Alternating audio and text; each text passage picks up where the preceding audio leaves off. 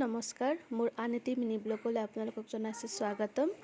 আজি হৈছে 21 ডিচেম্বৰ আৰু অহাকালি হৈছে মোৰ মানুহজনৰ জন্মদিন। তাৰ বাবে মা আৰু মই দুয়ো গৈ গধূলিতে এটা কেক লৈ আহিলোঁ, কাৰণ অহাকালি বাৰ্থডে। ভাবিলোঁ ৰাতি ছাৰপ্ৰাইজ দিম, কেক কাটিম। আৰু এয়া আহি মা মই দুয়ো চাহ খালোঁ। আৰু এয়া ৰাতি 12 বজাৰ পিছৰ দৃশ্য। কেক উলিয়াই লৈছোঁ আৰু মানুহজনে শুই আছিল, উঠিছে জাষ্ট। তাৰপিছত মই কেণ্ডেলছবোৰ জ্বলাইছোঁ আৰু তেওঁ আচৰিতে হৈ গৈছে হঠাৎ এনেকৈ কেক কটাৰ কাৰণে, কাৰণ কোৱা নাই আগতে। মই আগতে লৈ আহিলোঁ, তেওঁ আহিয়ে পোৱা নাছিল। তাৰপিছত এয়া ৰেডি কৰিলোঁ গোটেইখিনি। আমাৰ ওচৰতে মহামাহীও আছে, তেওঁলোককো মাতি দিলোঁ, তেওঁলোকো আহিল।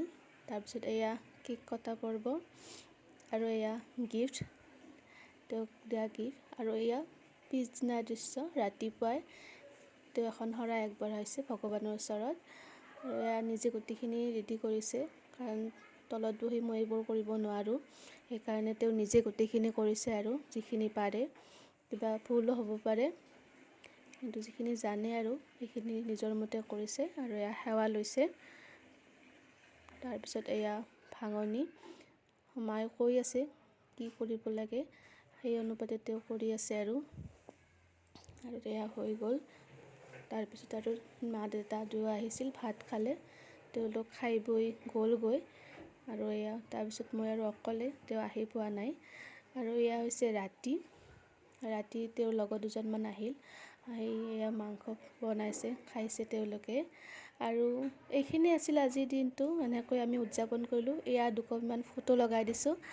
আশা কৰোঁ আপোনালোকে ভিডিঅ'টো ভাল পাইছে। যদি ভাল পাইছে এটা লাইক কৰিব, শ্বেয়াৰ কৰিব আৰু মোৰ চেনেলটো ছাবস্ক্ৰাইব কৰি দিব। লগতে মোৰ মানুহজনলৈ দেৰিকৈ হ'লেও বাৰ্থডে উইছ এটা কৰিব, তেতিয়া আমাৰো ভাল লাগিব। আজিলৈ এইখিনিয়ে, আজিলৈ আহিছোঁ, বাই।